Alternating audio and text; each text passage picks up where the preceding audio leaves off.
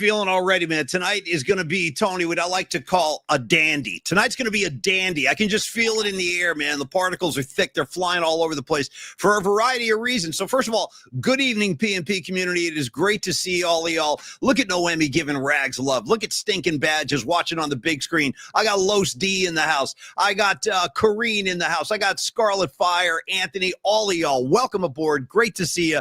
Hope you, I don't know, is the right word, enjoyed the slaughter of the Minnesota Timberwolves. It is now officially over. Yes, enjoyed. Yes. Okay. Hey, bye-bye, Ant-Man. Bye-bye.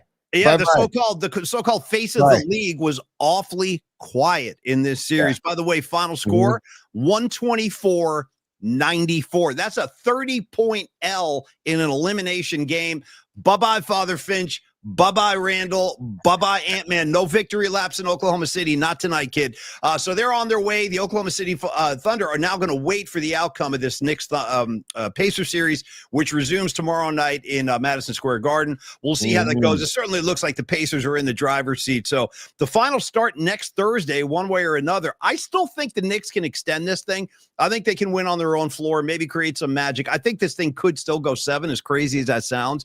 I do have a little bit of belief in the Knicks on their own floor tomorrow, but we'll take it one game at a time. First of all, we got big announcements, all kinds of house cleaning items. I want to look ahead to some stuff as well. But before I do that, I got to check in with my main man, Tony, with the retro City Connect hat on. I still have one of those too. It's a badass hat. Creative Tony, how you doing? How was Little League? I know you had a playoff. Was it a playoff game tonight earlier? Yeah, dude, I'm just back from the Diamond. We had a playoff game.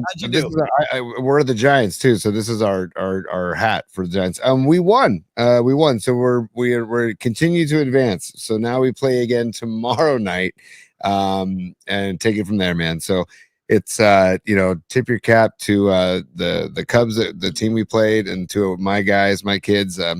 See, good group of kids, and look at the graciousness of a Creative Tony, extending thanks and well wishes to the loser in the outcome, the Cubs. Yeah, good group of kids on the Cubs team, good coaches, good everything. Yeah, see, look at the coaches. Well, the coaches on the Cubs are some of the guys that I coach the St. Carlos Missions with. So I was with them all weekend, and we were laughing about how here we are coaching together, and then we get on Wednesday we're going to play each other. So it's like.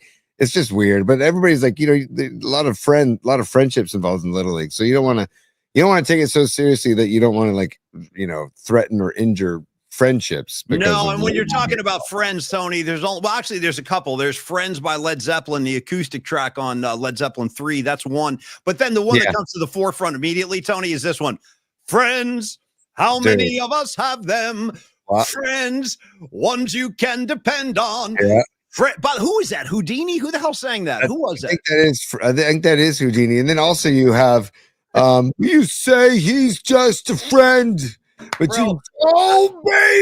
you got what I need. By the way, that was our Brandon Ayuk parody tribute song over at KMBR. Oh, baby, Ayuk got what I need. And by the way, shout out always to the late, breaks my heart to say that, the late Biz Marquis, because Tony, you know it, I know it, all of us on the comments line know it. Nobody beats the Biz, damn it. And that's going to stand as long as I'm alive. All right. So anyway, all that's going on. Now, big items to address right out of the gate tonight. I want to wish my best friend out there, Christian Narek. This is Rags. I want to say, Rags, happy birthday. I had a text exchange with him earlier today, but now it's official. It's on the airwaves. And I just want to make sure Rags knows how much I love him. And Rags, I hope you had a great day. I hope you are drinking aplenty, because Rags goes dry. He's a lunatic, man. He's been nuts since the day I met him. Oh, see, that looks good. I don't have one tonight.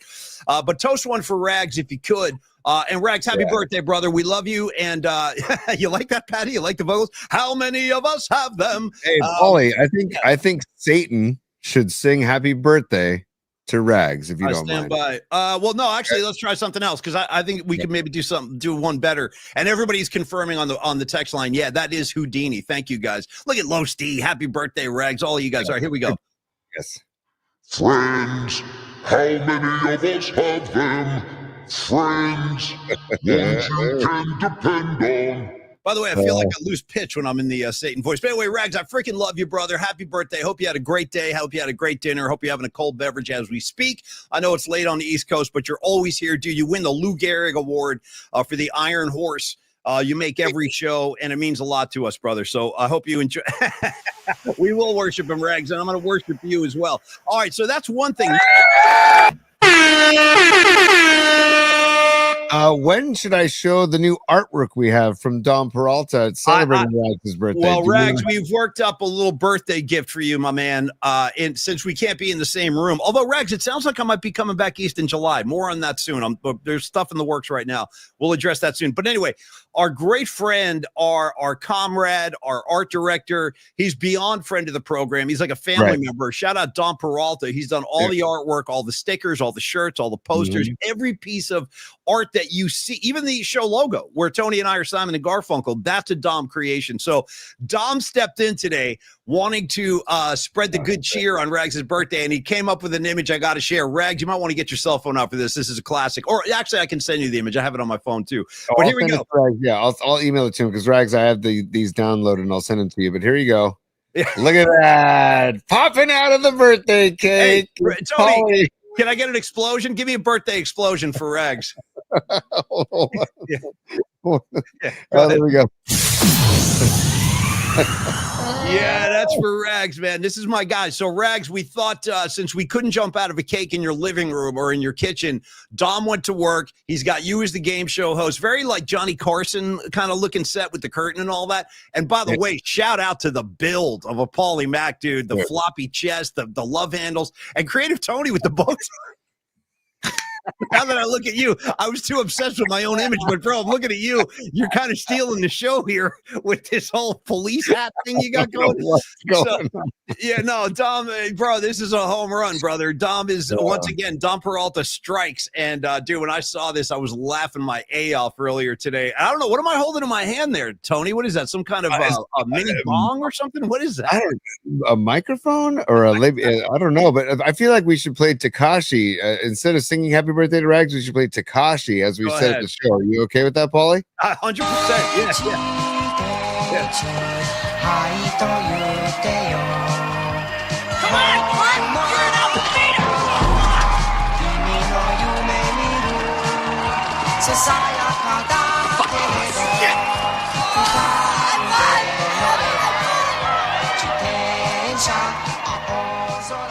All right, Rex, there you go. We give you the Tekashi treatment. We give you the Satan birthday. And finally, Paulie Mac and Creative Tony jumping out of a freaking cake, okay, on your birthday. So anyway, Rex, I hope you enjoyed that. We love you, and we hope to see you on the West Coast sooner than later. Okay, that's item number one.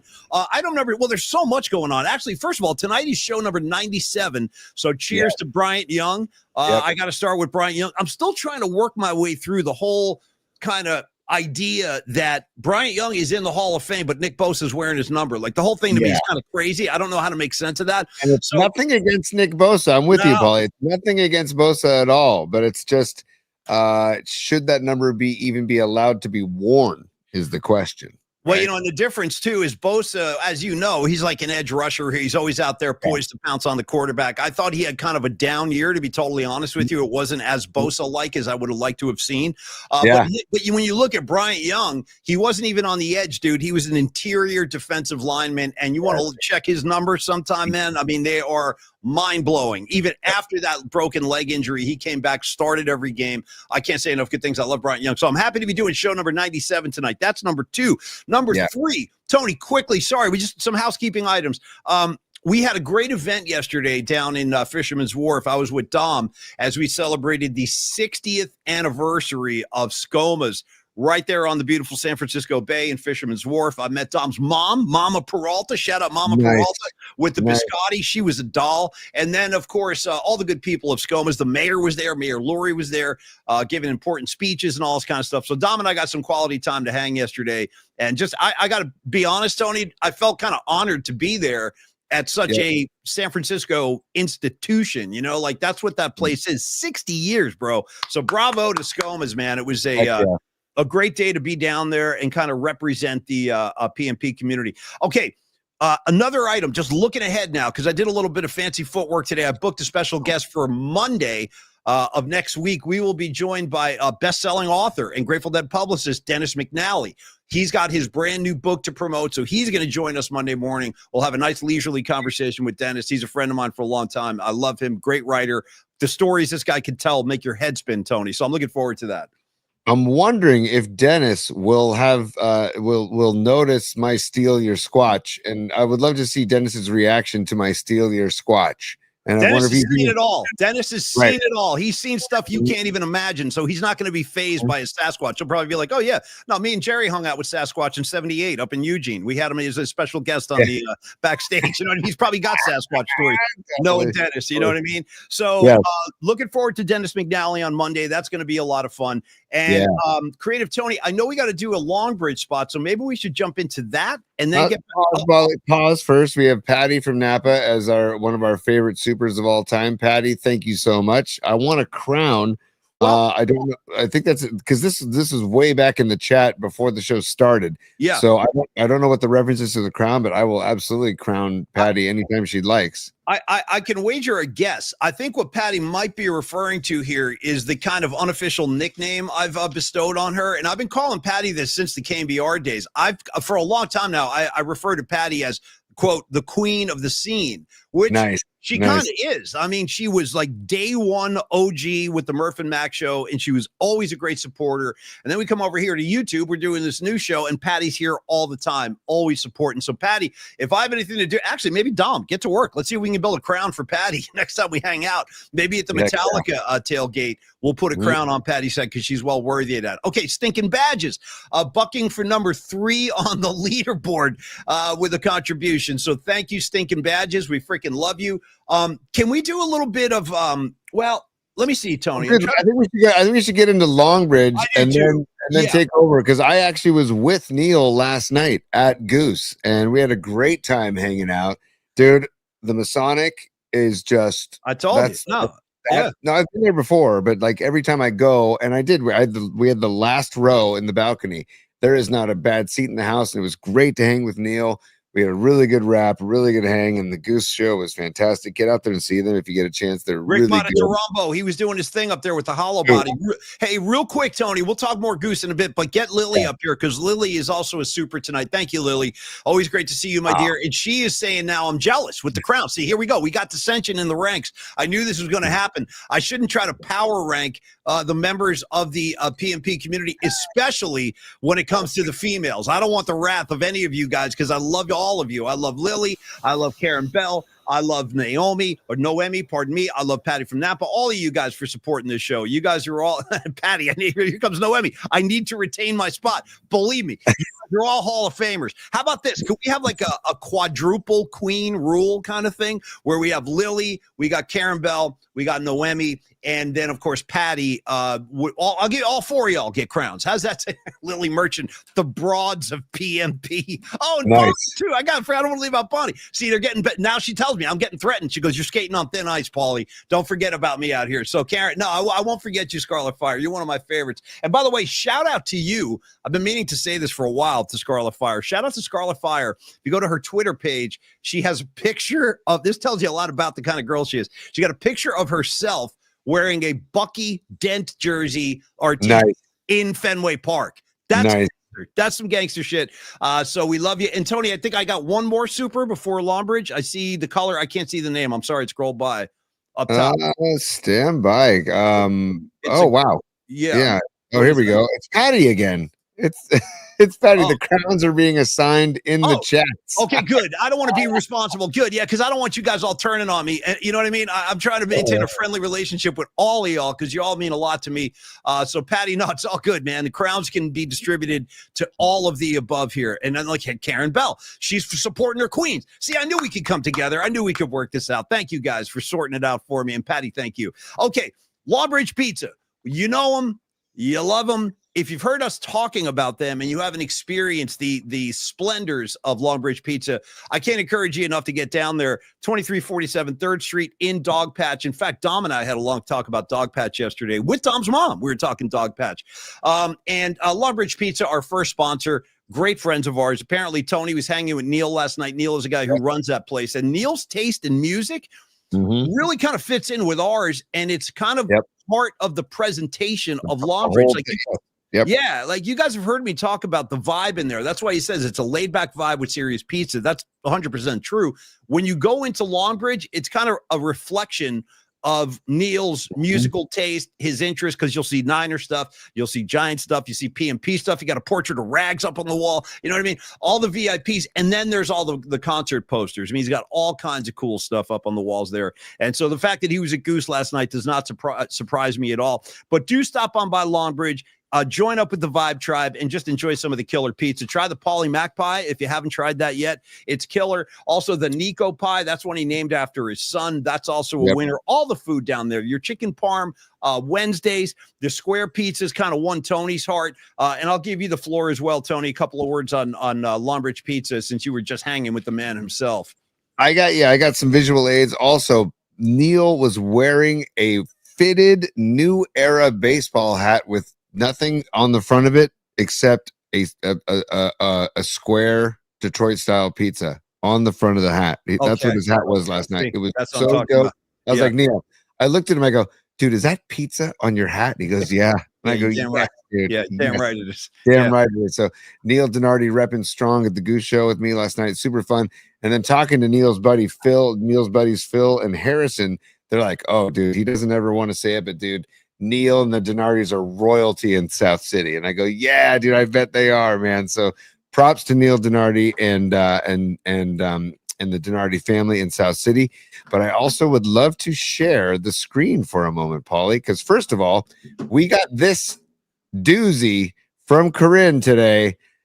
She was picking up, I think, her daughter from the airport, and she went to Longbridge today. Look at that shot. Oh, dude, with the Tony's top 3 poster, too. That's killer. Corinne, you're looking good. It's always great to see you. Look at the smile on her face. I love that. And that was taken when, Tony? That was today. That was taken today. She sent that today to today. I had to pick my daughter up at the airport, and we went to Longbridge on the way home. I also want to give a shout out to my friend Brian Townsend, who went to Longbridge tonight before Goose Night 2, because Goose is playing as we speak at the Masonic for Night 2. And he was like, we're pre-gaming at Longbridge. And by the way, also, well, I'll finish the Longbridge. Finish your thought, man. Finish your thought. I like the excitement. Get it out. Dude, me and my buddy Charlie Neri last night, we went to Goose, and we took Caltrain up to the city, and then we took Lime scooters from Caltrain up to the Masonic. Dude, it was a freaking blast. And we were saying, we got to get Paulie on board. No, you're not going to get me a bite. It's just not going to happen. I'll walk. I'll like a gentleman. I'll walk up the hill. You know what I mean? I'll walk. I'm happy walking. I'm a big walker. I don't mind walking. How you doing on a scooter? Because the Masonic is perched on top of one of the steepest hills in the city. Like, how are you doing when you're... 2 blocks prior, we had to park them because it was just like you're not going to make it up that hill with that freaking scooter, man. But anyway, I feel you. I can appreciate you, Tony. Tony's going to be Tony, and that's the beauty of the show, man. If I'm not a scooter guy, you go ahead and be a scooter guy as much as you want. Now, this is a picture of which pizza again, Tony? This is the Polly Mac Square. That's a Polly Mac Square. Which today and tonight is chicken parm Wednesday. Tomorrow is the square pizzas, the Detroit style square pizzas. And this is the Polly Mac pizza as a Detroit style square. I wanted to show this again because it's so good. I got to tell you, with all that stuff hanging off, the onions, the cheese, I could like just fling myself into that and start making out with that pizza, man. It looks so good. So Neil, hey man, I hope you're recovering from the show last night. We freaking love you. And thanks again for being our first and our very proud sponsor and great friend to the program. Okay, Tony, also, I wanted to welcome, I saw a new name I've never seen before, Papusa Fiend. Hey, Papusa, welcome aboard, man. Great to see you. I've seen Papusa Fiend, but I also saw a cat named Bruno, just flat out Bruno. That's what I'm talking about. Yeah. Oh, hold on and hang on a sec. Pine Needle getting in. The crowns are assigned by the app, by the amount of supers you buy and what order you're in. You guys probably don't see it. Oh, good. That's a big relief for me because I don't want to be the guy in charge of handing out crowns. You know what I mean? Like, it's just too much pressure. I'll buckle. I can't. And plus, I don't want to upset anybody. So, yeah, you guys work that out amongst yourselves. And speaking of Pine Needle, leave them up there for a second, Tony, because I got a Pine Needle update for you guys. So again, yesterday at the SCOMA's 60th anniversary party, Dom Peralta goes, "Hey P, I got something I got to give you," and he gives me like this long box. It was a sealed box. It was like, do you know about this? No, well, he and I were emailing back and forth. He said he wanted to send us a package, and we had it because we didn't really have a PO box yet or a business address yet. So we're just like, hey, Pine, just send it to Dom's business address because that's what it was Dom's idea. I'm like, that's a great idea. By the way, dude, I'm thinking about this, and you're right. We really do need like a PO box, and hopefully we can get to that. Tony and I are going to put that on the list of about 8 million different things we still have to do for the show because the list is endless and always growing. But that's a great idea. So in the meantime, Dom gave me the box. Okay, follow this, T. I brought it home. I opened it up, and dude, first of all, inside it's you like your wet dream in there, dude. It's a great note from Pine Needle to you, Creative Tony, and it says, "This is all of that jungle safari backdrop motif you were looking for, dude." He sent get out of here. Yeah, there's a ton of stuff in there for you, and it's all that jungle motif. If you want to switch it up over there, yeah. Oh, so, hell yeah, I do. Hell yeah.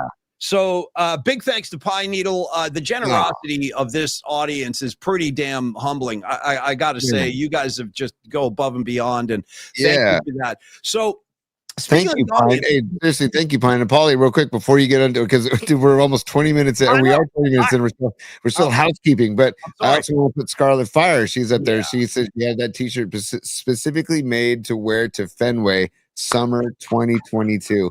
Her son wore his Draymond jersey. That's awesome. Hell yeah. Dude. Yeah, after beating the Celtics in the finals. That's gangster too. I guess it runs in the Scarlet Fire family. I'm not surprised. Actually, I saw your kid, Scarlet Fire, Bonnie. I was looking at your Twitter feed and I saw, congrats. It looks like he just graduated SI. So congratulations. That's a big achievement. And you guys both looked awesome. He's a very, very, very handsome kid. Okay. More audience stuff. Look at Sons of Johnny Lee, dude. Put him up there real quick. Put him up there. You got him? Hold on a second. Oh, man. Wow. I got to catch up, man. Okay. I want a crown, too. Nice, Sons. Heck yeah, dude. Hey, if Sons is going to get a crown, it's going to have to be, if I may, Tony, if I'm not going to step on any dancers, it's going to have to be a crown of thorns. Dude, and maybe Chloe Dancer will apply the crown of thorns because, come on. They go hand in hand, Paul. Chloe Dancer, crown of thorns. And if you've ever been lucky enough to see Pearl Jam play that, consider yourself very fortunate because they don't play that often. And when they do, look out.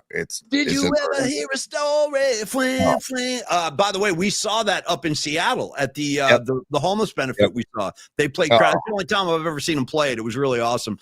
Sons, I'm working on it, bro. We'll get you a crown.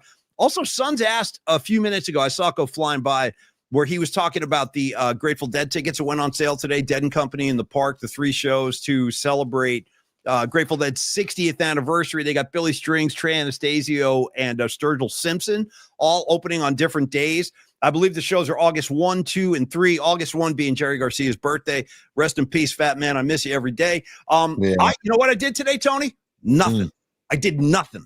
Like everybody was like, "You get your tickets." I got like 8 million. I didn't deal with that. Did you get your tickets? Where are you sitting? When are you going? Like, what are you doing? Here's my answer. I did nothing. But this is I'm telling you, I'm going to frolic in the trees, Paulie, and they're not going to find me. And I'm just going to live in the park for 3 days. And I'm going to move my coordinates every single night. So they're not going to be able to find me. Okay. Well, I just want people to know I haven't made a move yet because I let the dust kind of settle, but I will find my way in. Don't even worry about it. I'll be there. We're going to hang out. We're going to have a great time.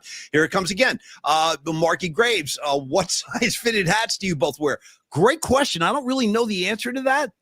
What my hat? Oh, really? Do you know? Yeah.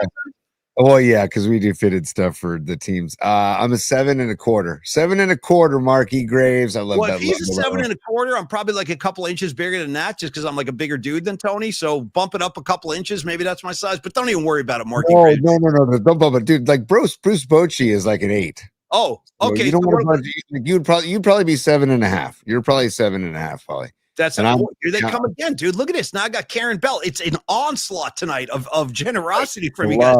Karen Bell with the red glasses. I love seeing you up here. And she's going, this is a contribution for Sons of Johnny Lee's crown. Bro, we're just crowning dudes tonight. Dudes and dudettes. Nice. This is incredible. This is incredible. And I got to get, there was one other, Karen, thank you so much for the Karen, you're awesome. You're all for the supers. And I got to get to another one too. I missed it here. Stand by, everybody. Oh, it's Pine Needle again, dude. Yeah. No chance I'm getting on a scooter if I've had a beer or more. Me and you, Pine Needle. Nah, me and you, we stand together, united as anti-scooter guys. I just don't need it. I can use my feet. I'm happy to walk, man. I got no problem walking. Well, hold on a second though. The Masonic is a healthy cruise through town, right? So it was a great. I've done it to North Beach too, along the Embarcadero on the scooters. It's a fun way to get through the city. Yeah, you go nuts with that. No, seriously, go ahead. Go crazy, man. Throw a little freaking flag on the back of your scooter and act a fool. Go crazy. I got to tell you, here's my method. When I go to the Masonic, what I usually do is I drive, because I live in San Rafael, so I drive into the city, and I usually park down on like Polk Street or right around there somewhere, and I just walk up the hill. It's like a 5-minute walk. It's no big deal. So that's my method when I go to Masonic, and I'm glad you had a great time. That is such a great freaking room to see a show, because it's not too big. It's incredible. It's like a nicer, well, not nicer. It's like a more modern version of Warfield, maybe a little bit bigger than Warfield, but the same idea where you've got a balcony where all the seats are awesome. There really isn't a bad seat in that room, period.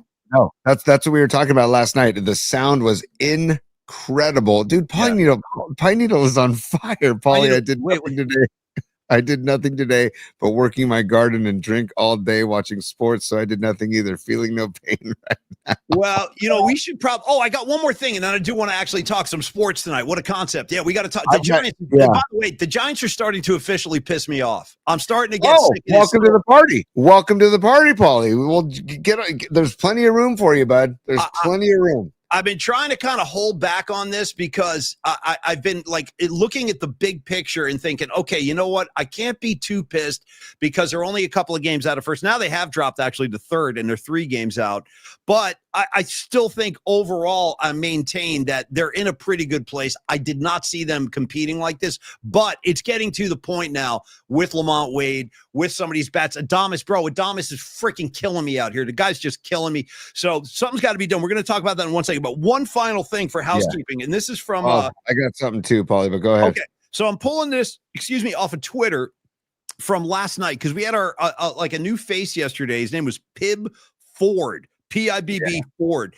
And he was the guy that was rooting for the Edmonton Oilers, and I did a little Oiler riff for him and stuff. So he wrote a note last night, and he goes, hey, Paulie's Pod, I need help.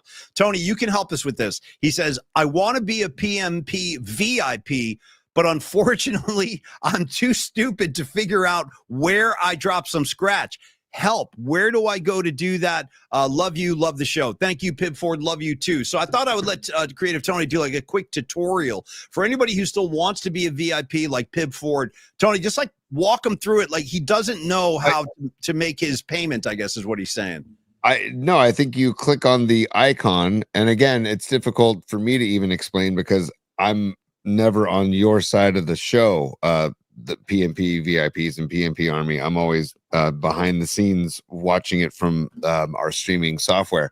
Yeah. So, but I think it's according to the people I've spoken to, it's in the corner next to the subscribe bell, and if you click that, it'll walk you through how to become a member of the PMP VIP, and it's a monthly subscription. And I just read up on a bunch of stuff on YouTube today about how we can make that happen. And maybe even as soon as tomorrow after the Giants game, we're talking about that, Paulie.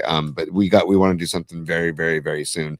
And I'm very excited to do that. And I believe, and you can do it on your mobile device too. I've never done, obviously I haven't done that, but it is possible to do it on your mobile device as well. So thank you. Okay. So just a word on the Giants now, Tony. They just got swept in Detroit. You got more. Sorry. Also, I just want to say goodbye to Ant-Man again and Father Finch as we get in because Bye-bye, Ant-Man. See you later. By the way, are you aware of the fact that the score at halftime, I know you were coaching a game, Tony, dig this. The score at halftime tonight was 65-32. Okay. Love it.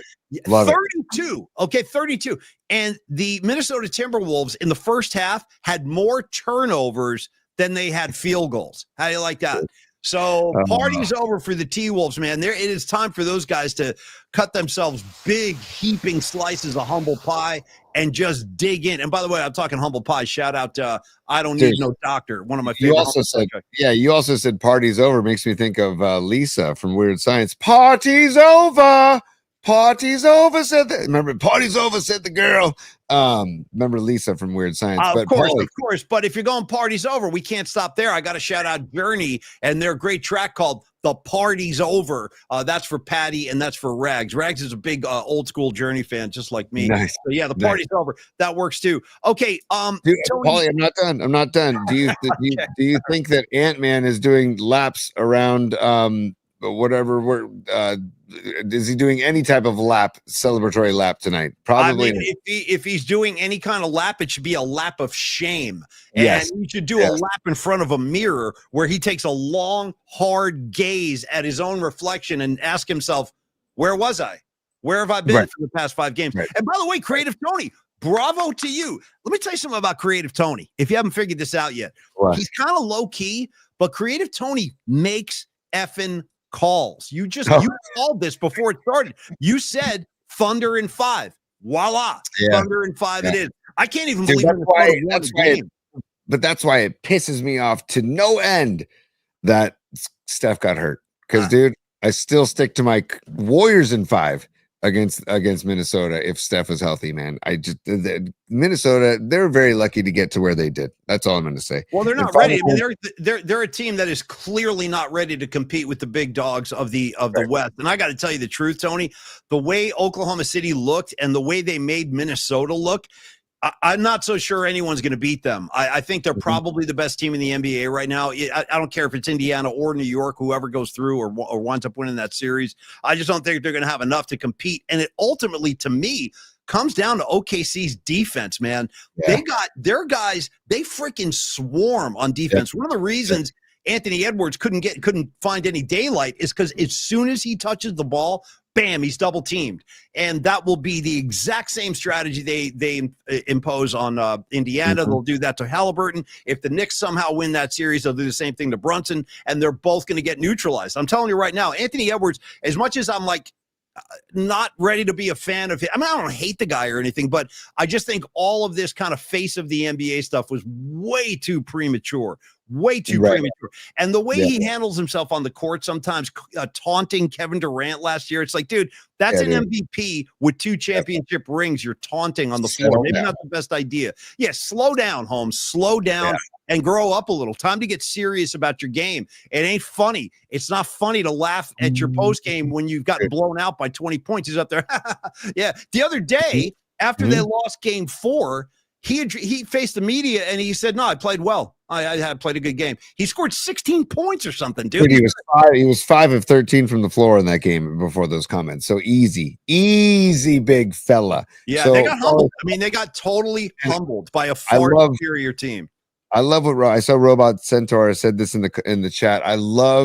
He says if the Dubs were playing the Thunder, that probably would have gone 7 if a healthy Steph. I agree, Robot Centaur. That would have been a hell of a series to see OKC versus the Dubs with a healthy Steph Curry.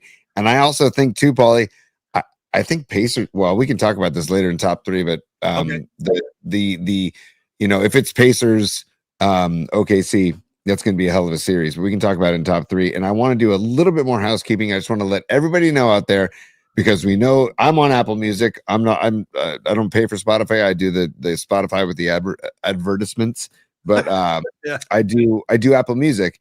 And so I made the playlist, the PMP playlist on Apple Music. So it also lives on Apple Music for those who are there on Apple Music and not on Spotify. You search PMP playlist 25 and all of our songs, the playlist from all of our Friday musical assignments are on there.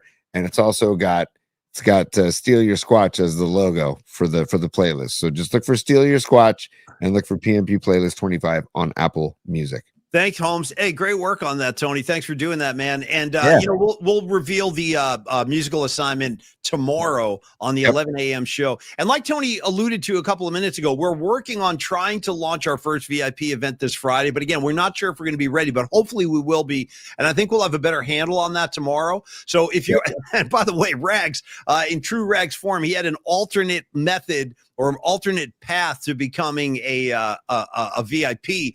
If you can't figure out how to make the payment, Rag said there is an alternate route to becoming a PMP VIP. Simply take off all your clothes and put a gnome in your front yard. You will then be acknowledged as a PMP VIP. Question, Rag, when you place the gnome outside, do you have to be stark naked? That's my question. Or is that to be done inside the house? Yeah. Also, but just because he's the birthday boy, Paulie, we got to share this image a few times during the show tonight because tomorrow is not his birthday. Tonight is shout out to the body of a Paulie Mac right there, dude. Check out my whole physique, dude. The hairy gut, you know what I mean? I got hairy nips going. And by the way, you're not doing much better. I don't know what this image is taken from. Do you know what that's from? Somebody said it was Seth Rogen, which makes sense. That does look like Rogen. I think it is Seth Rogen. I can go back and check the email from Dom, but I think it is Seth Rogen, which is great. I mean, and it's just Dom doing his thing, man. So thank you very much, Dom. And here's the other image further out where there's Rags. Rags is looking good right there, man, in his suit and everything. Creative Tony, Rags stepping in saying Tony looks like Vito from The Sopranos, dude. Nice, Vito, when he goes to the club, he's like got his lasso and all that kind of shit. Yeah. Woo! What's the line from that? Oh man, you used to say that line all the time. Oh, the Johnny Cakes. Yeah, I've been dreaming of those Johnny Cakes. Yeah. Dreaming of those Johnny Cakes big time. I think Rags is dreaming of the Johnny Cakes in this one. Anyway, Rags, that's us jumping out of the cake. That's just for you.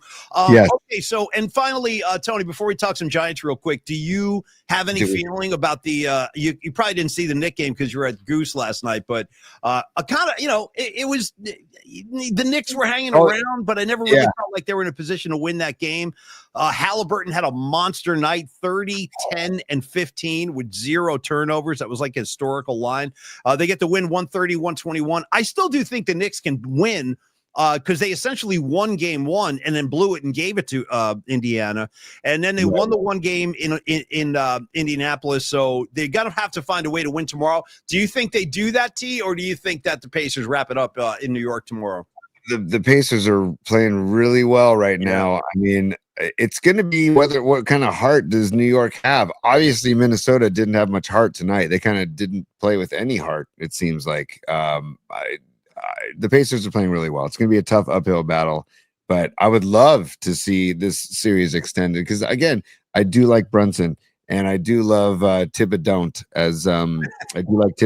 as Stevie B called him. But I just it's going to be I feel like it's going to be Pacers Thunder, and then, dude, I know like the billing is not the billing, like Thunder and Pacers. Ooh, it doesn't grab your eyeballs or doesn't tantalize you, but I feel like the quality of basketball that would be played in that series will be thrilling. I think it's a very good series. I would hope for that, Tony. But again, the way Oklahoma City is looking right now, I just don't know who's going to be able to penetrate that defense and get loose. I mean, it's just they freaking swarm, and they got a bench. See, that's the one thing, and Stevie B knows what I'm talking about. Steve Basicchio going, Knicks fading faster than their coach's hairline. I feel you, man. And speaking of the New York Knicks coach, Thibodeau, I feel like he's riding his starters into the freaking ground, man. Yeah. Like those guys are getting so taxed with minutes and Karl Anthony Towns has got a gimpy knee. He's not really getting any elevation. I think the Knicks are in a tough spot, but again, I do think they can extend the series. I'm not going to count them out, not yet. So I'll watch that one tomorrow with some interest, and hopefully the Knicks find a way to win. Give us some extra games. All right, Tony, now as far as because I know we got to do some top 3 tonight. I want to get to that. And also I stuffed a whole bunch more stuff in bookmarks. If you want to take a look in there, T, we can get into that. But the state of the Giants, man, they're off tomorrow. They'll be in Miami on Friday.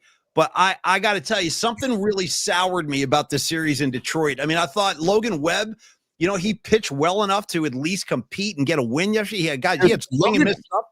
Huh? Logan Webb is like this year's Matt Cain. No question. He's getting Logan Webb's got an ERA. He's got an ERA under 3, and he's 5-5. That should not be the case when your ERA is under 3. Let me ask you a question about that, about the mentality of being in the field when your ace is on the mound. You might be able to speak to this a lot better than I could, Tony, with your background and all that. But Do you think there's any, because we used to talk about this at Mike Krukow a lot when Kane was getting screwed, like game in, game out. Matt Kane would have great stuff and the Giants just wouldn't score for him. We're seeing that same thing repeat itself, like Tony said, with Logan Webb. And I love Logan. We all love Logan Webb. He's like the heart and soul of this team. He epitomizes all things Giant to me. He's what I want to see in a San Francisco Giant. But like you said, his guys are not scoring and they're not giving him offense. So is there any psychological kind of trigger like that when your ace is on the hill, you just kind of lay back a little? I mean, how does this keep happening, I guess is what I'm asking you. I don't know. I don't think there's any trigger. I feel like it's the opposite. When your ace is on the hill, you're like, dude, this is a win. This is a like not a must-win game, but like let's put the hits together to get our ace the W. Like today, dude, they had runners on second and third with no outs in the 8th inning, down 1 run, and they could not. Yeah, they could not get a run across. And also the big 5th inning that Detroit had, because dude, the Roop, there it is, Linda Roop, first 4 innings. He had great stuff today too. He was throwing really well. He looked good, and I was like, damn, dude. And it's funny, I was like starting to make artwork for our show tonight, and I was like having fun with like Roop, there it is, thinking that he was going to kind of go maybe 6 or 7, go 7 strong, and the Giants at least steal 1 game in that series. Right. But then the 5th inning happened, but the 5th inning started with a Matt Chapman error, and it's like, dude, it's just, if you're not going to give us your bat, Chappie, yet, then we need your glove. And you can't be like, and I know it's a long season. He did a little bit of hitting today, Chapman, but overall, you're right. It's been kind of disappointing. And then he's 218, Paulie, and we got Adames 205. Whatever. Like this is. How about your first baseman, dude? Lamont Wade, your starting first baseman today. Lamont Wade, even though I know he doubled in a run today, I know that's great and everything, but he's hitting 171, Tony. I'm sorry, that's unacceptable. That's unacceptable. Anything under 200 is unacceptable. I would say anything under 240 is unacceptable. You just got, and again, the Giants don't pay Lamont Wade and Patrick Bailey what they're paying Chapman and Adames. So it's like you give them a little bit of leeway, but $170. And I haven't even looked up what Bailey's average is, but Chapman has made, I think, 6 or 7 errors already this season. Like, and I know third base is a tough position, man. You deal with, like, they call it the hot corner for a reason. But if you're not going to be swinging the bat, then you're in the lineup for your glove, and you got to give us one or the other, and then hopefully someday you bring us both. And then Adames, like I think it was Pat Burrell or somebody was saying, like, you just got to give him time. You just got to give him time. And I'm like, okay, but like we brought him here for his bat. And he's barely batting over 200. And it's like, that's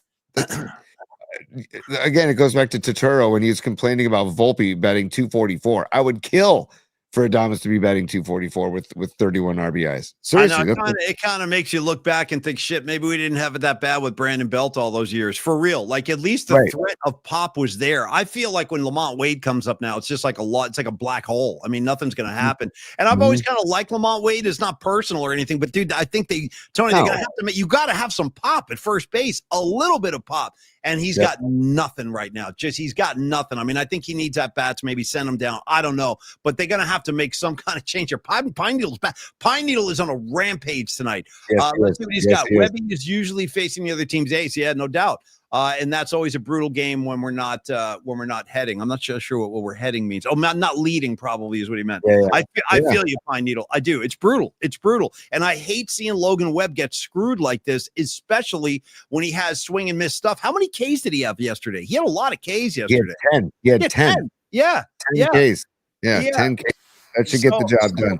That should get the job done. Giving up 3 runs and 10 Ks should get the job done. You should be able to score 3 runs. I know baseball is a funky game, but going into Detroit and getting swept, and dude, Detroit's playing really well. Man, they have the best record in baseball, so tip the cap, but like, it's this road trip is brutal. Has been brutal so far for the Giants. Going too. Like I said, day off tomorrow, but then they're in Miami for another series. Hopefully they can scratch some wins together there. What do you got? Shout out Sean Estes, who was on with our boy Bonte today in the post game, and he goes, "Man, I think the Giants need to get into town in South Beach. The whole team needs to take over the Clevelander and get smashed as a team, and then take the field Friday. I'm like, dude, that is phenomenal. Or do like I did with Stack Jack and Creative Tony. Like you get on right down, go to the Plymouth Hotel in Miami Beach, dude. Trust me, the Plymouth Hotels can jump, as they say on the streets, Tony. It's jumping off in there. It's popping off. Whatever. It's fun. Yeah. That's where Stack Jack and I bonded on the Herbal Delish. We had a great time, and he was in our hotel. It was awesome. South Beach rules. I could use a weekend in South Beach to tell you the truth. Hey, Nicky DiFrancesco, how you doing, brother? Good to see you. Also, Andrew Kroll, I see you out there, my nephew. Good to see you, brother. Hope you're doing well tonight, Andrew. Always great to have you on board. All right, so Creative Tony, why don't you unleash your top three, because we are getting into the back end, and I want to see what you got up your sleeves tonight. Let's hear the theme song. Let's do the whole thing, brother. Wow. Tony's top three. Woo! Tony's top three. One more. Tony's top three. Yeah.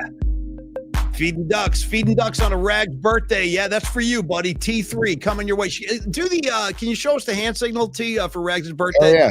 Yeah. Stand by, Paul. Let me get that, pull that up for you right there. There it is. There's the top three. Invented by none other than Christian Narag. He roams the East Coast. He owns the Garden State of New Jersey, the great state of New Jersey. And if you want to pass through New Jersey, you got to go talk to Rags first. I still can't do it, Rags. I have other skills. I can do other things in life. Making the top three signal is not one of them. I leave that to you and all the powers that be. Hey, one more time, too. Give us jumping out of the cake for Rags, just for my head on a birthday. On a birthday Wednesday. Yeah, there you go. Okay. There you go. There it is right there. I'm cleaning the whistle. It's like rub-a-dub-dub, like we're taking a tub together or something like that. Now, is this to imply, Tony, is this to imply that we're bottomless as well in this photo? Yeah. Yes, it does. And also, doesn't it look like I just got waxed pretty much? Yeah, like, you're cleaning the whistle. Yeah, you're all cleaned up over there. I'm coming at you with the Sasquatch kind of look. I'm going like, I'm going to be like a Wookiee. I'm unshaven. I got the beard going. I got the hairy gut. Dude, it's not the chest hair I mind so much. It's the gut hair. I'm not good with gut hair. You know what I'm saying? But in this picture, that's what I'm rocking. And it's just for you, Rags, birthday boy. Dude, we don't have the bodies of the yoga instructor in White Lotus. That guy's body, because I'm watching White Lotus right now, season 3. Hold on, the yoga instructor's body. What are you talking about? Yeah, the yoga instructor who has the 3 girls for the week. The 3 friends for the week. That guy. Oh boy, Chiseled. By the way, I actually had a White Lotus session today. I watched like 2.5 episodes, and I was like, oh. Where are you? Like, where are you? I just want to know, because I'm not giving any spoilers away, but I just kind of want to know where you are in the whole story. They just did the boat part, like the overnight in the boat. Like they just partied in the boat, and they just. So you saw the brother on brother? Did you get that? Yes. I mean, brother on brother, that's over the line. That's way over the line now. The guy reaches over, he's getting involved. I'm like, whoa, like you're just not ready to see that on HBO, but that's how they're serving it up. How did that strike you, buddy? Dude, it struck me all right. That struck me. But the whole thing, Mike White, the mind of Mike White, the writer of that show, is just like, wow. He goes places that I don't expect him to go. And it's just like, holy By the way, just to blow people's minds, if you've never put this together, or maybe you don't even know this, just a little side note about Mike White. Mike White is the guy, he's that totally geeky, nerdy looking guy in School of Rock. Mr. Schneebly or whatever. No way. Yeah. Really? Yes. He's like Sarah Silverman's husband, that really, like, he's like very geeky looking. That's freaking Mike White. That's the guy who's come up with all this stuff. Isn't that crazy? That is nuts, dude. Yeah. Oh my God, I had no clue. Wow. Yeah. Well, he's hit a home run with this White Lotus. Man. Oh, it's a franchise now. I can't wait to see where they go next season. You know what I mean? Keep them coming. Keep these things coming. Yeah. Yep, totally. I'm on episode 6 right now, so I've got a few more, and then I'm gonna dive back into Gemstones and get my Billy Baby. Is that what his name? Baby Billy's Bible. Baby Billy's Bible bumpers. Now, come on now. Everything he says ends with the word now. Pick it up now. Come on now. I'm a Goggins dude. Goggins has taken over the landscape. This is the year of Goggins, as far as I'm concerned. And you haven't even lived till you've seen him stark naked water skiing, but that's coming your way soon. So Tony, unfurl your top 3, brother. What's up your sleeve tonight? Yeah, man. So number 1, oh God. I just reminded about the sound effects that we're supposed to have for top 3. I got to get those loaded, Paulie. Sorry. Oh wait, hold on a second. Scarlet Friar. She's checking Scarlet Friar going, I serve a society by rock. You and me both. Bonnie, That's my specialty as well.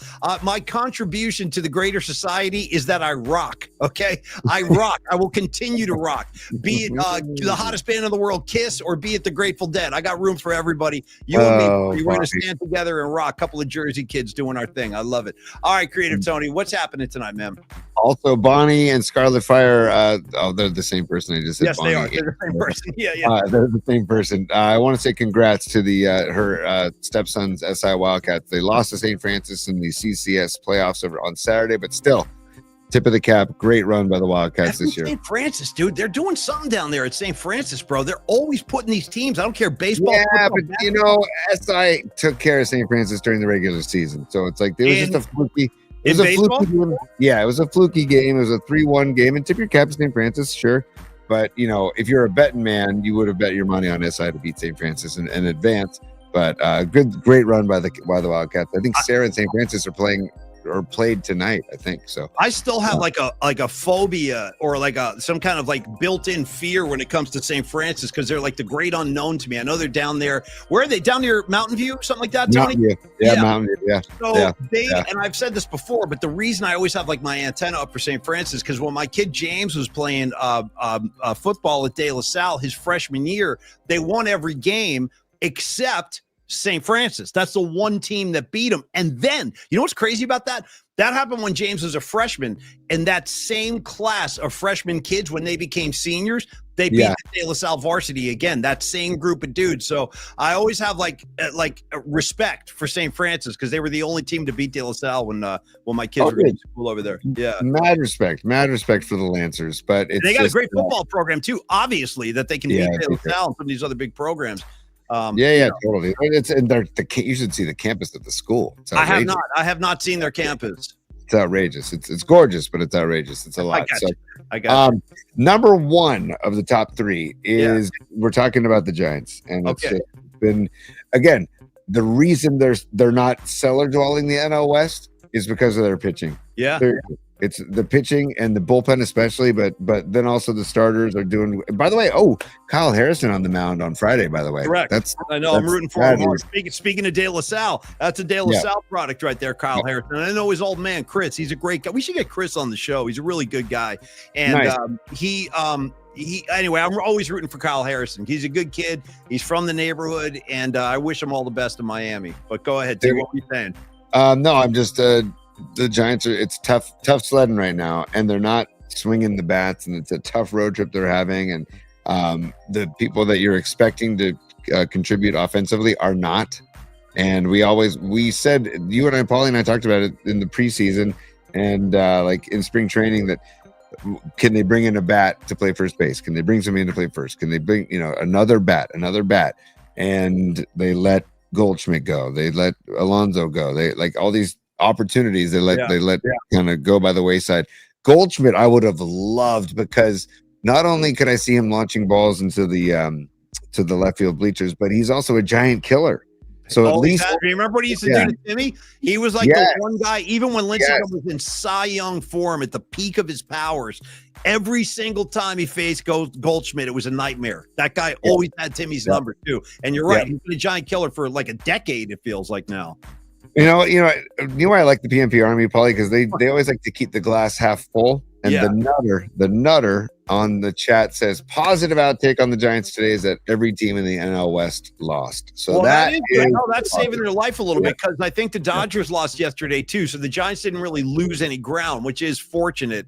But I feel like they're at a point where it could start to get a little messy if they don't start putting together some offense, dude. And it's like right now, I look at the Giants, Tony, and there are like 4 positions on the field that are just not producing. Third base, shortstop, first base, and when Patrick Bailey's playing, when he's behind the dish. And again, I freaking love Bailey. I'm rooting for that guy so hard, but he has not been hitting. So that's 4, dude. That's 4 spots in the lineup right now that are just big, like goose eggs. Yeah, without Jung Hoo offensively and the pitching staff, they would be probably. Ramos has been hitting too. Ramos and Jung Hoo, those are the only 2 guys I feel like that have been consistent. Yastrzemski a little bit too. He's been having a decent year. But Yeah, but aside from those three, that ain't enough. Hey, Joey C, what's up, man? Just got home, but I could get used to this time slot on YouTube. No pain in the ass, boss. Waiting to send me a text. Hey, Joey C, if you're new to the Night Flight, bro, just so you know, we do this every Wednesday night. We always deliver this one night show, and then all the others are 11, and then Fridays are high noon show. But yeah, Joey C, great to have you on board tonight. Thank you for the contribution, and you're always welcome. Keep on flipping those pizzas, my man.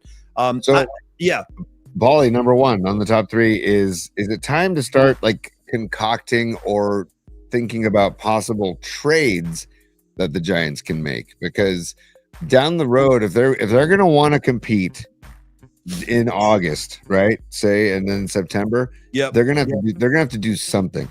And I don't think they're going to make a trade anytime soon, but they should be thinking about maybe adding another bat. And I want to know what your opinion is about trying to, like, who would you think of trading, or do you think no trade, or do you think trade, or like, what do you think? I'm totally open to the idea of a trade. And yes, I think they're going to have to like provoke something. They're going to have to make something happen here. I would look for a first baseman with some pop. I don't know where they're going to find them, because I think the two greatest candidates you mentioned, Goldschmidt and Alonso, are already locked up. Obviously, they've got teams. They're both in New York. I don't know who the piece is or where the piece could come from, but yes, that's what Buster Posey's here for. Come on, Buster, pull some levers, man, because you can't. This is not sustainable. What they're doing right now is just, it's not sustainable. This will bite them in the ass, and they will lose more games if they continue to struggle behind the plate. So yeah, Tone, I'm totally open to a trade, wide open to that. Now the question is, who are you willing to give up? You know what I mean? And then who are you going after? Like, do you have a target in mind? Do you have a guy out there who would like? And my thing is first base. I don't know. What about you? What position would you want to look at? Yeah, first base would be great. I don't know. Unfortunately, I don't feel like they will make a move. And because I know they're big on this Eldridge kid, in the future. You could rent a player for a year, for a season. That's happened before. Yeah, they're just waiting on this Eldridge kid, and I hope that he's worth the wait, because I don't know if they're going to be. Oh, hold on, Pine Needle's on fire, dude. Remember, we have Encarnacion coming back on Monday. Okay, yes, he can hit. Encarnacion, yes, he can. Pine Needle. He'll place him first. So that is a good point. Again, glass half full. Thank you, Pine. You know who I think about sometimes too, Tony, when you're talking about Eldridge and you're saying like, we're waiting for him and we hope he's worth it. Don't forget, not that long ago, 5-6 years ago, we were all, including me, we were all talking this way about Joey Bart. He was supposed to be the answer after Buster Posey. He's got pop. He's big. He's a great defensive catcher, blah, blah, blah, blah. That didn't work out at all. In fact, they booted Joey Bart out of town to accommodate Patrick Bailey. And now we find ourselves in a position where we got a catcher that just cannot hit. So I'm just saying, the reason I mentioned that. What's up, Danny Ogden? Good to see you, man. The reason I mentioned that, Tony, is sometimes holding out hope for one of these young kids to come up and like save the season is not always the best plan. Right. And it's they put all their eggs in this Eldridge basket. So I don't see. Unfortunately, I don't see them making a move. See, this is why I love a guy like Candlestick Kid. The future is now. Stop the bullshit and make some moves to get some power. No, that simplifies the Candlestick Kid. And with a name like Candlestick Kid, you know what I mean? You're well respected with that handle, my man. So thank you. Well, Dom and I we were singing the praises of Candlestick yesterday, and Dom's mom, Mama Peralta, was talking Candlestick. Did you know? I got trivia on Mama Peralta. Here it comes. Dom's mom used to work at Candlestick Park. Dude. How about that? Okay. That's great. Did she help fix the elevator or escalator? I mean, escalator? That's part of the charm, dude. Let's walk up instead. I can't tell you how many games I went to that center field escalator, because that was my section. I used to sit over there. Hardly, you would work maybe 4 games a year, maybe if you're lucky. I was going to say, I think at least 20 times in my life, I was on that escalator when it broke down. At least I would say at least 20 over going from the kid to the final years before in 2014. Like I seriously, that thing broke down, like you said, almost every home game. Somehow it didn't bother me though. I love Candlestick so much. I didn't. And by the way, one of the longest escalators in the history of mankind. That thing was a beast. It was a beast. I loved it though, dude. I loved it. And Andrew's right. Andrew from Longbridge. What's up, Andrew? He says the thing basically turned into a staircase. And it Yeah. Many times. Man, I used to walk up with my kid. My kid was like 7 years old. I'm like, come on, only 300 more steps. We're almost there. You know what I mean? Right. It's like we're just walking up this, like we're like mountain climbing. Yeah. Dude, totally. And Dan Ogden, since he just wished Rags a happy birthday, Dan, I just wanted to share the artwork that you probably haven't seen since you're just joining us now. Don Peralta made this artwork. There's Polly and I popping out of the cake for Rags on his birthday, and Rags is very, very well dressed and that's a great smile out of Rags. So there you go. Good stuff, man. So the trade, I think they should. I don't know if they will though. I mean, the Orioles are struggling mightily, and they've got some players. Maybe you can look into talking to something with the Orioles. I don't know. All right. That's just a thought, but who knows? I do trust Buster.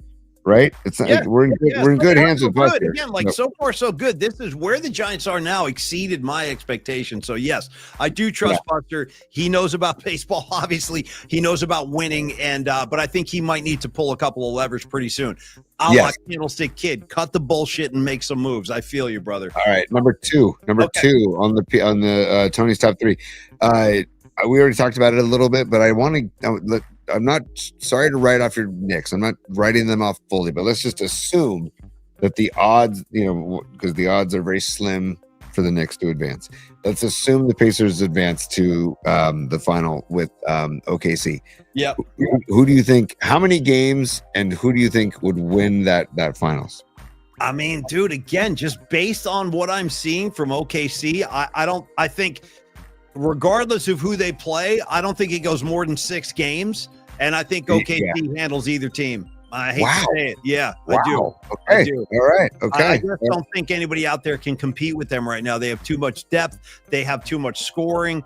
Chet Holmgren they cannot deal with the Holmgren factor. He's a factor. He's such a weird body type, and you think you look at him and you're like, oh, you'll muscle him out. No, he's got moves. The kid can definitely play. So he's a problem. And again, it's their defense, Tony. Their defense is relentless. And they got guys coming off the bench, very Iguodala-like, where they have defensive specialists that come off the bench and just shut people down. All the evidence you need is look at Anthony Edwards' box scores in this series. Totally. He was like the missing link. He couldn't get it going. Even tonight, dude, he was throwing up air balls. He could barely get an open look. And when he did get an open look, he was clanking shots. It's just too much. I think OKC's too much. Same question to you. What do you think? I think it goes 7, and I think the Pacers win it. And I think I agree with a lot of the stuff you're saying about OKC. And I actually like OKC with, like I said, those 2 WCC boys and Chet Holmgren and Jalen Williams. But there's Nembhard from Gonzaga on the Pacers, and then also dude Halliburton and Siakam. Man, Siakam is a force too. So it's I feel like.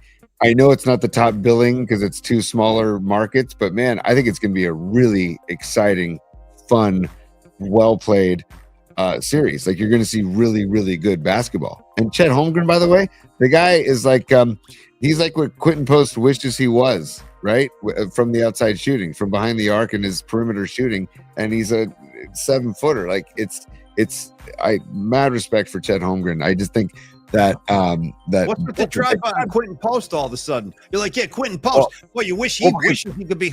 I'm a Quentin Post head. I got a lot of faith in Quentin Post. I think he's going to develop into a nice player. I didn't know you were going to turn your back on him tonight, Tony. I'm sorry. Sorry, man.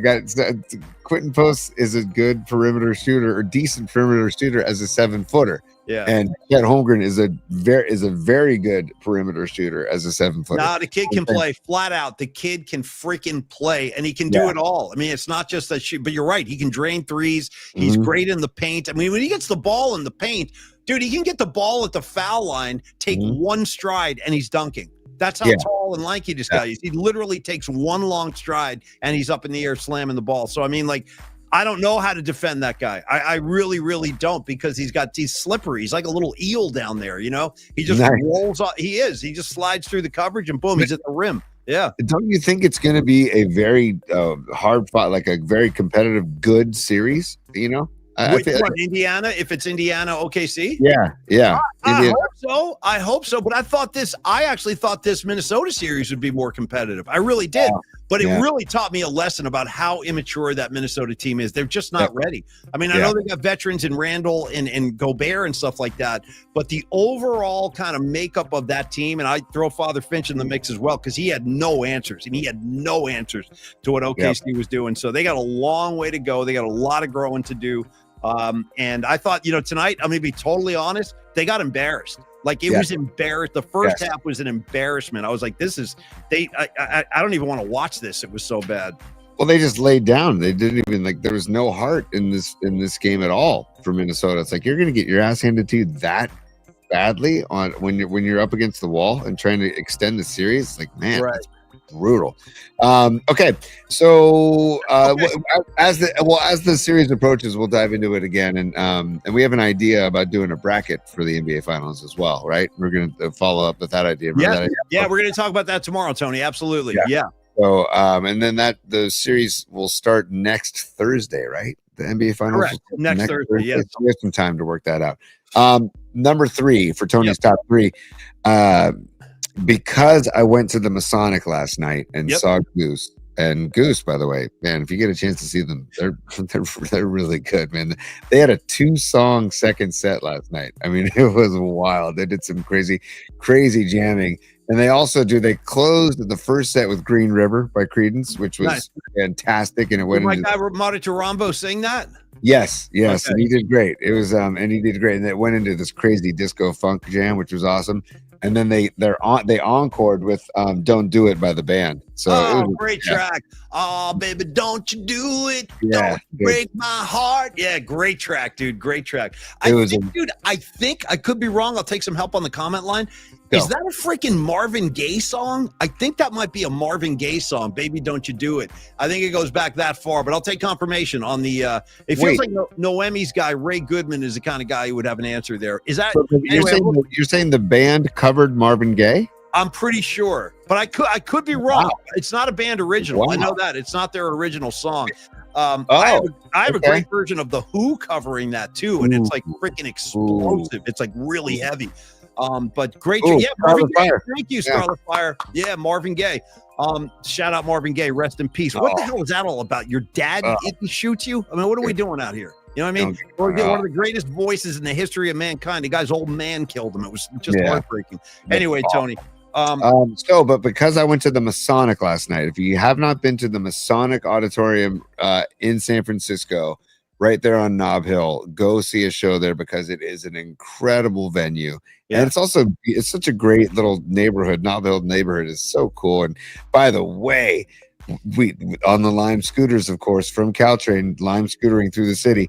Yeah, dude, my buddy Charlie's like, there's Hang Ah, dude. We had dim sum at a place called Hang Ah, HANG space AH, and they brand themselves as the oldest dim sum restaurant in San Francisco. They're 105 years. They've been open for 105 years. So we go to this place. It's below street level.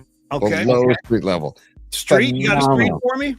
California. It's on California. Here's my only question with Hang Ah. And by the way, shout out Hang Ah. Shout out Van Halen. Hang 'em High off Diver Down. Great track. But let me ask you this.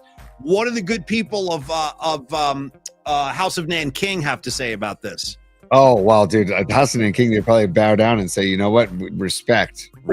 Whoa. So now you're okay. So let me get this straight tonight. 105 years. How do you not respect 105 years? I do. No, I respect it. I'm just saying, like, I'm keeping tabs tonight. I'm going to make sure I got this straight. So Creative Tony did a drive-by on Quentin Post. He's no good. And now you're just dismissing the great legacy of a House of Nanking. I'm not sure where we go from here, T. I don't know. I don't know where to go. No. I'm not dismissing. I respect for House of Nanking forever. Their hot and sour soup. Is fantastic. I got to tell you, if Creative Tony turned me on to House of Nanking, my life has been so much better ever since I started going into that spot. Hey, Ray Goodman, by the way, side note for Ray Goodman, look at you. Look at Hang Ah. Okay. Dude, look at this place. Come on. I mean, come on. Dude, what is that written? Yeah.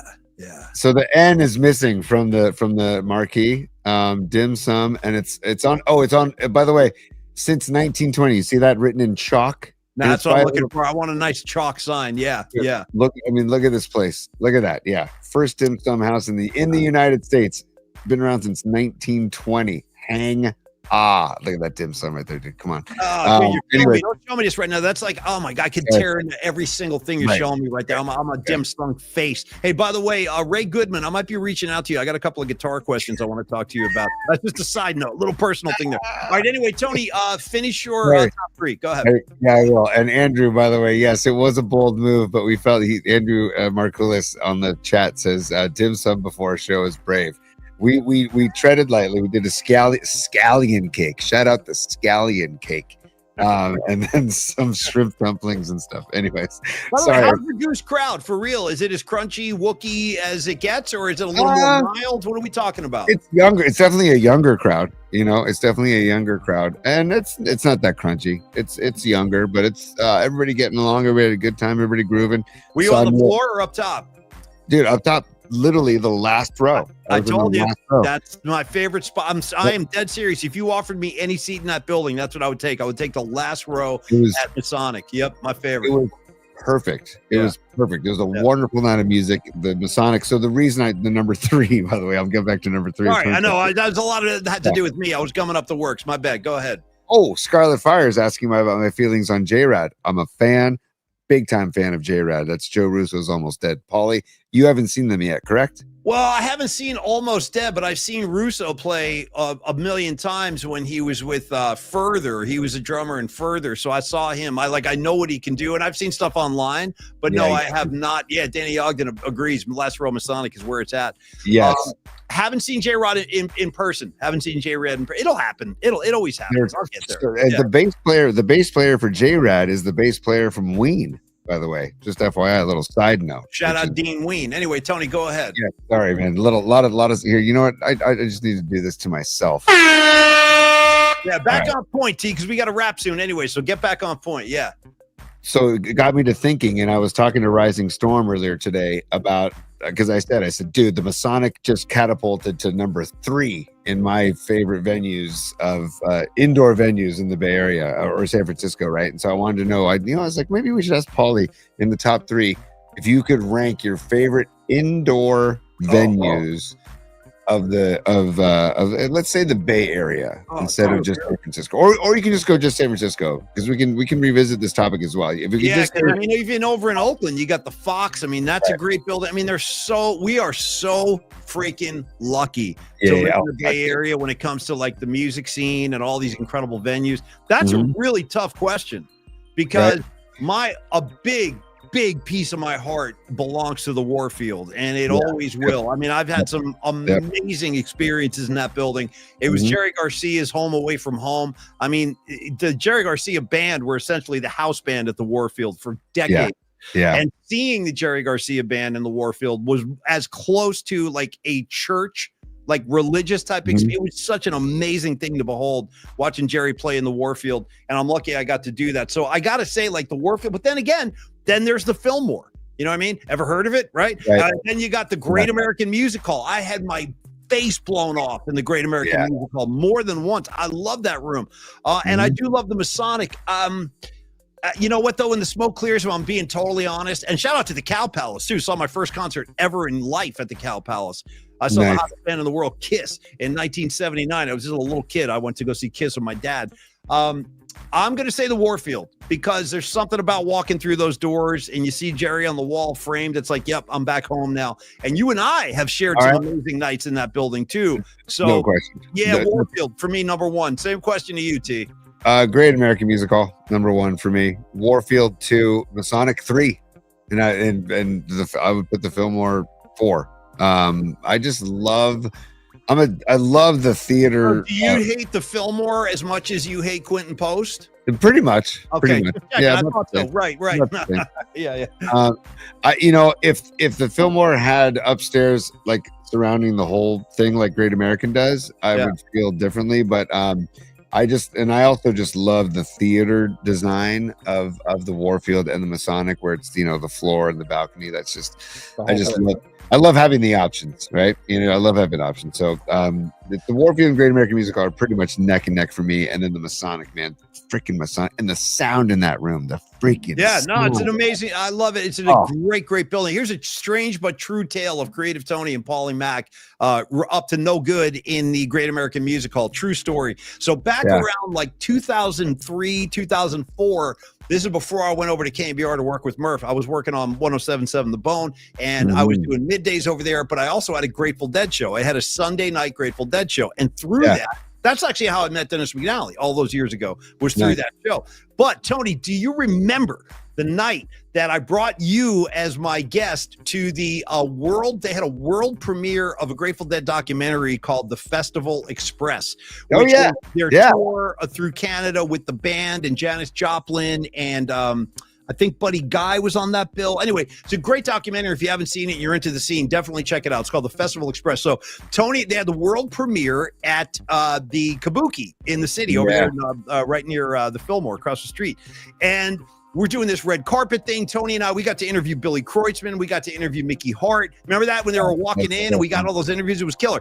But here's the funny part. We watched the movie. It's amazing. Then there's an after party where we're all going over to the Great American Music Hall. All right, let's go. So we go to Great American and all the Grateful Dead royalty is there. Bob Weir's there. And at one point, dude, I don't know if you were on my hip when this happened, but this is a true story. I still hate that I did this. It sucks. So we're upstairs and I'm like, hey, man, I'll go get some drinks. And I go up to the bar upstairs and I freaking, bro, I'm still, I'm such a jackass. I did this. This is all true, though. So I turn around, I got these drinks, and I freaking wheel around like way too fast. And who do I slam into and spill drinks all over? Bob Weir's wife, Natasha. Bam! Here's a nice beer shower for you, Natasha. I was like, oh, no, I'm so sorry. I was so freaking humiliated because I'm such a clumsy klutz sometimes, man. It's like part of I just can't control myself. So I spun too fast. I collided with Natasha, and she looked beautiful. She was like in a black dress and everything. And I spilled drinks all over her. I still hate that to this day. But that happened at the Great American Music Hall. I got spilled drinks all over Bobby's wife. Yeah. She'll probably never forget you, at least, Paulie. So there's that, right? Isn't that the guy that spilled drinks on you, y'all? Hey, I remember. What's that to you? What? I was just saying, like, oh yeah, hey Bobby, there's the guy. Remember him from years ago? Festival Express premiere. Remember? Yeah. But Sons. Funny that Sons is bringing up Metallica because one of my favorite shows of all time was when Tolbert and I,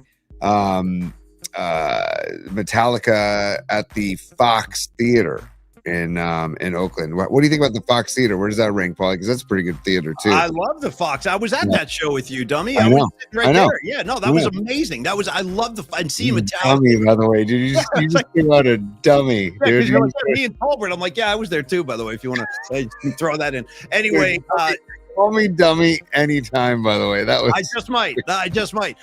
Anyway, Sons of Johnny Lee, have a great time in Athens, Greece. I'm extremely envious of your travels and all these great shows you get to see.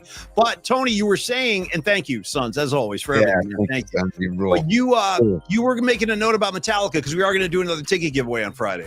Well, no, yeah, I was just because Sons was his super was talking about he got tickets to Metallica in Athens, Greece in May of 26th. That's incredible, dude. Hey, the only reason he's going to Athens, Greece to see Metallica is because there's probably no Pearl Jam gig that night. You know what I mean? Right. So all right, I'll do Metallica in Greece instead. And by the way, I would love to go to freaking Greece, dude. Let's get some olive oil. Let's get some baklava.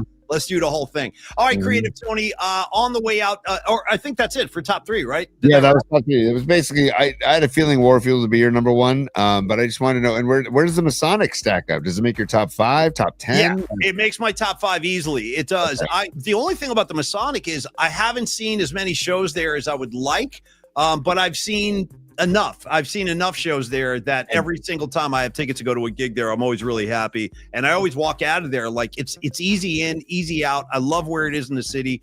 And I'm a big fan. I love the room. Also, yeah, and I also got the Guild in Menlo Park is quickly catapulting itself up to my top 5 because that room is freaking amazing too. When is the Cheap Trick gig? September 19th, I believe. September 19th. Yeah. I'll be there. I'll definitely be there.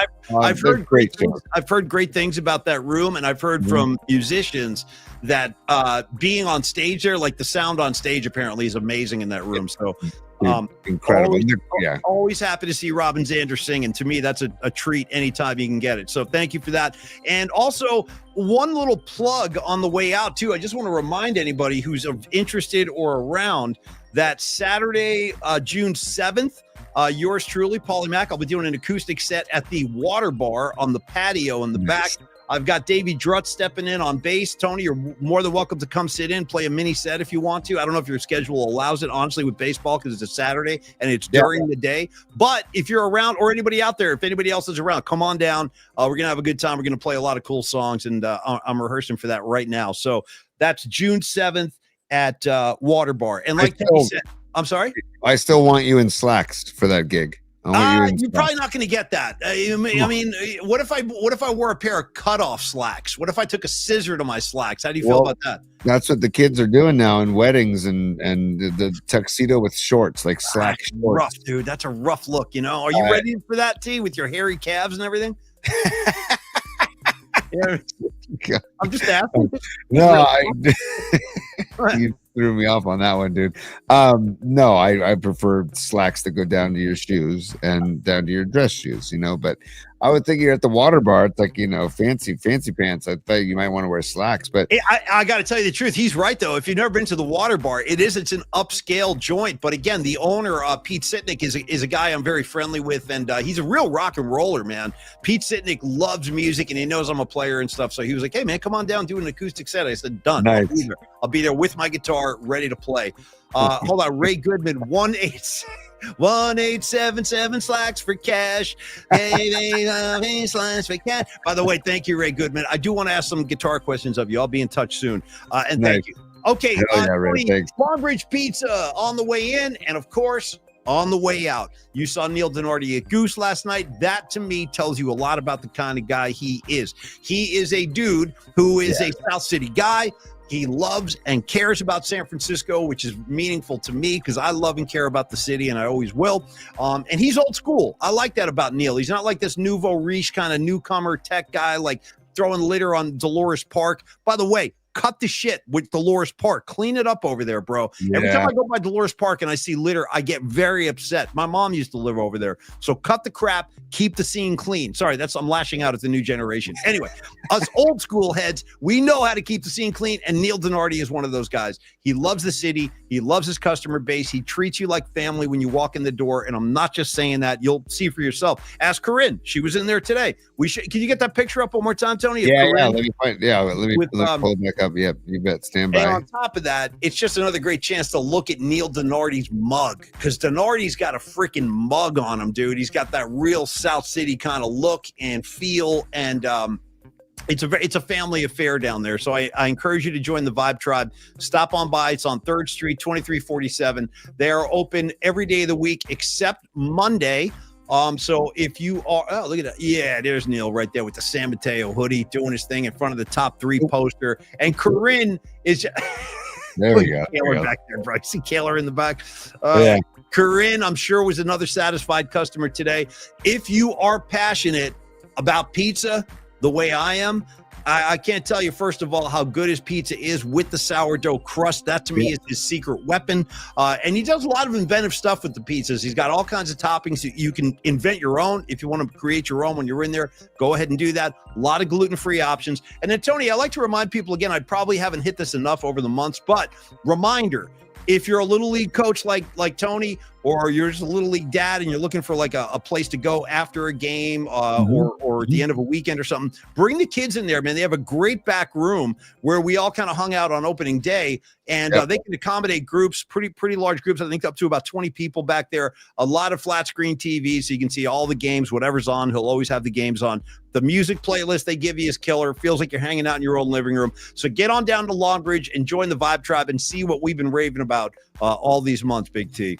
Dude, Corinne just said on the chat line, because I was just about to share this, she said that she had the Paulie Mack pizza today, and I wanted to share that video one more time of the deliciousness that the Paulie Mack pizza is available in the regular thin crust, or you can get it on Thursdays in the Detroit-style square pizza. If you watch this video, that is the Paulie Mack pizza. It's just It looks amazing, and it's got red onion, it's got Romano, pecorino, it's got sausage, Parmesan.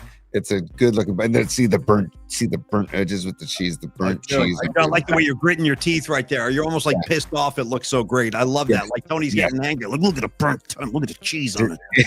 I love like you're getting angry. I like it's like food anger. I love it. I love it. The passion of the pizza. It's on full display. So thank you, Longbridge. We freaking love you. And for those of you who haven't been, trust me, just trust Polymac. I would not steer you wrong when it comes to pizza. That's one thing I'm serious about, and I would not lead you down a bad path. T, go ahead. On that note, Paulie, you mentioned it before, but like we do want to reiterate for private parties or for birthday parties, because I've had a couple of friends bring their kids in and have birthday parties there, and they said it's been a fantastic time, and obviously Neil and his staff do a great job. And another thing too, if you want to make pizza on your own at home, Neil, they sell the dough. You can buy just the dough and make your own pizza at home, and maybe you can check out the toppings that they do at Longbridge and try and make your own versions. So you can buy the dough as well. Also, takeout, delivery, and the freaking beer selection there too is just very good. Very good local beer selection. It's fantastic. Well, thank you, Tony. And final words tonight. Final birthday wishes for Rags. Hope you had a great birthday, my friend. And I will see you soon. If I don't catch you here, I'll catch you on the East Coast in July. One more time, Creative Tony and Paulie Mac, a very underdeveloped upper body on Paulie Mac right there. Hopefully my real body doesn't look like that. I'm trying not to let that happen, as a matter of fact. But anyway, shout out to the hairy stomach of a Paulie Mac on the Seth Rogen body. Shout out to Creative Tony with the police hat and the bow tie. You're doing your whole veto thing. It's beautiful, and it's all for you, Rags. It's all for you. Here we go one more time. Dub City, the final super of the night. He goes, Paulie, you cracked me up. Yeah, your description of the drum sound on St. Anger, dude, it's horrendous, right, Dub City? Good album, but the drum sound is it's unlistenable. It's like ting, ting, ting. It sounds like he's hitting like an empty paint can. It's brutal, and I feel like it ruined the whole record, unfortunately, because there's a batch of good songs on there, but I can't listen to it with that drum sound. Anyway, I have a confession as we leave the show. Stepping into the Al Davis confessional, I haven't heard one note of that album. You probably have. You've probably seen him play a couple tracks live. Yeah. Oh, maybe, but I've never listened to the album of versions of those songs. I'm pretty sure. I'm trying to think back. I think that was the first record they did with Robert Trujillo after he joined the band. Okay. And I just felt like, again, it's a good batch of songs, but to me, it's unlistenable, dude. The production is so bad, and that's a real misstep for Metallica, because usually they're on point with that kind of stuff, and now. They don't mess around anymore. They do all the recording at HQ, they call it, Metallica headquarters, which is not that far from where I'm sitting right now. It's pretty wild. But in any case, hey, if you're a Metallica head, I know John Joseph was out here making violent threats the other day if he doesn't win tickets. Hey, John, I haven't seen you tonight, but if you're out there, you'll have a chance to win on Friday. We're going to do it again. Stevie B backs me. St. Anger is an abomination, bro. It really is, to their great legacy, right? Because all their records sonically sound killer, except that one. It's just cut the crap, you guys. That was a misstep. It happens. All right, Creative Tony, give me Diamond David Lee Roth to dismiss the class at the end of a night flight. Had a great time tonight. Well, I'll stand by, Paulie, because I'm also going to say, I just want to remind everybody about this show. The rules are, there ain't no rules. Okay, so just want to remind you, that's like the underlying rule of the show. Is that Thank you, brother. There are no rules. And on the way out... Class dismissed! Hells yeah. Hey, Rags, big kiss for you, my brother. Mwah. That's a birthday kiss. Yeah, Rags. Happy birthday, my man. Seriously. Yeah, thanks for all the support, too. Not only Rags, but Karen Bell, Don Peralta, Scarlet Fire. Let me see who else we got out there. Lily, of course, Noemi. We don't need no stinking badges. Stevie B. Hey, I hope your Knicks pull it off tomorrow, Stevie B. I'll be watching. I'm rooting with you right alongside you, man. Marky Graves, thank you. Robot Centaur, thank you.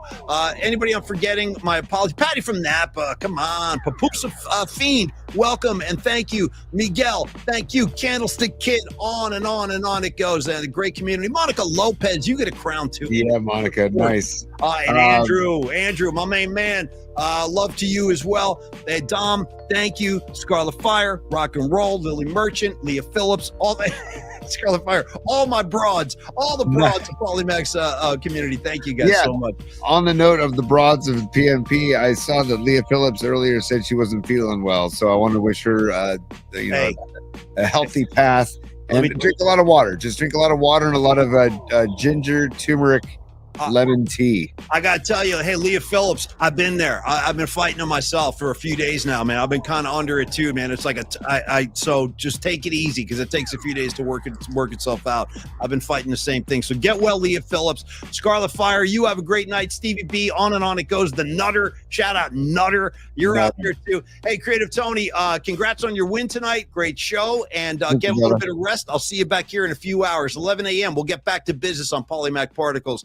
Peace to all of y'all, and thanks for the support. Thanks for coming by. We'll see you in the morning, guys. Cheers. Peace, y'all.